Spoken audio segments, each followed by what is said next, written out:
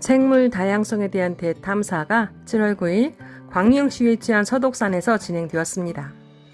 광명시 지속가능협의회에서 추진한 이번 탐사는 전문가만이 아니라 시민들이 참여해서 서독산에 서식하는 식물과 곤충의 생물종을 조사해서 생물 다양성에 대한 인식을 높이고 광명시의 생물 보호종, 기대종 선정을 위한 정책을 제안하기 위해서입니다. 개발할 것인가 보존할 것인가는 성장만을 추구하는 현대사회에서 딜레마가 되기도 합니다. 광명에서도 이 문제가 발생했었는데요. 2002년 서독터널 건설 당시에 환경단체의 반대가 컸었습니다. 서독터널 앞부분에 양지천이 흐르고 있었는데 1급수의 양호한 수질 환경이었기 때문에 파파리 반딧불이와 두 종의 반딧불이가 서식하고 있었고 희귀 동식물이 서식하는 곳을 서독터널이 관통하기 때문이었죠. 결국 반딧불이를 오늘 탐사하는 곳 중에 하나인 서독산에 물이 흐르는 곳으로 8일 동안 밤에 찾아가서 옮기게 되었는데 지금도 그 반딧불이가 잘 살고 있을까요? 오늘 탐사에서 보고 알았는데요.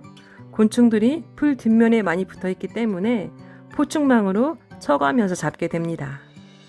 잡은 곤충은 투명한 지퍼백에 넣고 사방으로 관찰한 다음에 풀어주게 되는데 돋보기나 무패로 관찰하고 곤충도감 등을 참고해서 분류합니다. 개발할 것인가 보존할 것인가. 이에 대해 유엔에서는 2015년에 개발하면서도 지속 가능하도록 하기 위한 17대 목표 169개 세부 목표를 세워서 발표했습니다. 현재 세대의 필요만이 아니라 현재 세대가 미래 세대의 필요를 저해하지 않기 위한 목표인데요.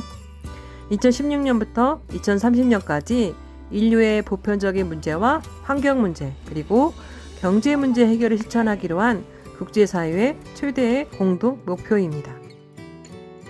광명시에서는 지속가능 발전 목표를 실천하기 위한 계획을 세우고 이행 중인데 오늘 행사는 사람과 동식물이 공존하는 생태계 조성 목표의 세부 목표인 멸종위기종 관리와 생물 다양성 보존 활동을 위한 것입니다. 오늘 탐사는 5곳에서 집중적으로 이루어지는데요. 물이 흐르는 곳에서 반딧불이 등의 곤충을 조사하고 서독터널 입구에 방음벽이 설치된 곳, 그리고 설치되지 않은 곳, 그 다음에 서독산 안쪽에 나무가 우거진 곳과 햇빛이 잘 비치는 곳에서 이루어집니다. 예전에 구름산 누리길을 걸을 때 하루 종일, 아니 매 순간 제2경인고속도로와 광명터널의 소음에 힘들어할 나무들을 측은하게 바라본 적이 있는데요. 2003년 서독터널 개통 후에 식물만이 아니라 곤충의 생태계가 완전히 달라졌다고 합니다. 특히 이곳처럼 방음벽이 없는 곳에서는 시선이 닿는 곳 모두에서 대벌레를 볼 수 있었습니다. 대벌레의 천적인 새도, 또 먹이를 놓고 다툴 노린재, 날파리 같은 곤충들도 소음 때문에 이곳에서 살 수 없기 때문에요. 종종 언론에서 대벌레 같은 곤충이 대량으로 출몰해서 그들에게 문제가 있는 것처럼 보도를 하지만 문제는 그 곤충들이 살기 적합하게 환경을 조성한 인간에게 책임이 있다고 할 것입니다. 더운 여름 산길을 걸으면서 탐사하는 것이 정말 쉽지 않습니다. 그런데 어린 학생들뿐만이 아니라 함께한 부모님들도 조사자 선생님들로부터 배우며 곤충 찾기에 열심입니다. 저도 지속가능협의회의 김승택 팀장님과 함께 걸으면서 정말 많이 배웠습니다. 아이들은 어른들보다 눈높이가 낮아서 더 많은 곤충을 채집할 수 있었다고 하는데요. 곤충 채집하느라 땀을 뻘뻘 흘리는 서면초 4학년 전우혁 학생은 힘들지 않고 모르던 것도 많이 알게 되었고 전에 왔을 때는 곤충을 못 봤는데 오늘 많이 보고 잡아서 재밌고 신기하다면서 내년에도 또 오고 싶다고 합니다. 물이 흐르는 이곳에서 반딧불이가 살고 있는지 조사가 이루어집니다.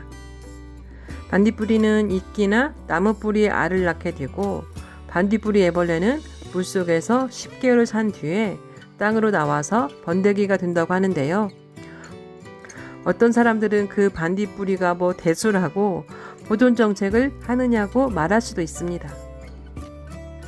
지구상의 다양한 생물종과 인간이 하나로 연결되어 있기 때문에 식물과 곤충이 살 수 없는 환경이라면 장차 인간도 살기 어려운 지구가 될 것입니다.